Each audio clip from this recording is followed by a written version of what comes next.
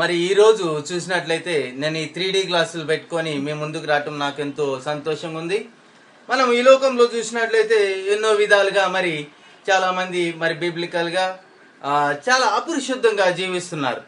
మొట్టమొదటిగా కారణం ఏంటంటే అసలు కారణం దేవునికి ఇష్టమైంది ఏంది, అయిష్టమైంది ఏంది అని మనం తెలుసుకోవాల్సిన విషయము మనకి తెలియాల్సి ఉన్నది. కానీ ఇక్కడ ఏమవుతుందంటే చాలామంది దేవుని తెలుసుకొని చాలా అపవిత్రమైన కార్యాలు చేస్తూ ఉన్నారు. మొదటిగా మనం చూస్తే కూరగాయలు కొనటం అనేది చాలా అపవిత్రమైన పని. కూరగాయలు అనేది దేవునికి అయిష్టమైనది. ఈ కూరగాయలు అనేది ఎట్లున్నదంటే వెజిటేబుల్ది మనం చూసినట్లయితే ఈ బైబిల్లో మొట్టమొదటిగా 2 బలులు అర్పించారు. ఎవరు? కయ్యూను, హేబేలు. అర్పించినప్పుడు హేబేలు మరి తన మందలో నుండి మంచి కొవ్విన దాన్ని తీసుకొని వెళ్ళి దేవునికి బలిని అర్పించాడు.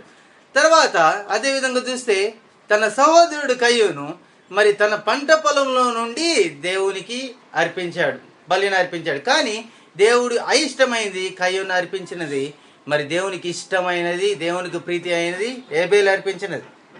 అక్కడ మనం చూసినట్లయితే హేబేలు అర్పించినది నాన్ వెజ్, కయ్యూను అర్పించినది వెజ్. అందుకని దేవునికి అయిష్టమై ఉన్నది. ఆ తర్వాత ఇంకో విధంగా మనం చూసినట్లయితే దేవుడు మరి సిలువకి వెళ్ళే సమయంలో దేవుడు మరి పేతురు అబద్ధం ఆడే ముందు కోడి కూసింది కానీ వంకాయ పూయలేదు అక్కడ. తర్వాత మనం చూసినట్లయితే దేవుడు 5 రొట్టెలు 2 చేపలు పెట్టాడు కానీ 5 రొట్టెలు ఆలుగడ్డ ఏం పెట్టలే అక్కడ. ఇంకా మనం చూసినట్లయితే దేవుడు వల వేయమన్నప్పుడు టెంకాయలు, వంకాయలు, బీరకాయలు, ఆనపకాయలు ఇవన్నీ పడలేదు కానీ చేపలు పడినాయి. దీన్ని బట్టి మనం తెలుసుకోవాల్సింది ప్రియులారా, దేవునికి ఇష్టమైంది నాన్ వెజ్. దేవుడు ఇస్సాకుని మరి కొండ మీద తీసుకెళ్ళి దేవుడు బలిని అర్పించమన్నప్పుడు అక్కడ ముళ్ళ పొదల్లో ఒక పొట్టేలుని దేవుడు, ఒక గొర్రె పిల్లని దేవుడు చిక్కించి ఉన్నాడు. కానీ అక్కడ వచ్చేసరికి ఒక సొరకాయో తర్వాత లేకపోతే మనం తినే దుష్టమైన ఈ కూరగాయలు ఏ చెట్లు కూడా పండలేదు అక్కడ. దేవునికి అయిష్టమైన కూరగాయలు గుర్తుపెట్టుకోండి. ప్రతి ఒక్కరు కూడా ఖచ్చితంగా మరి తినాల్సింది నాన్ వెజ్.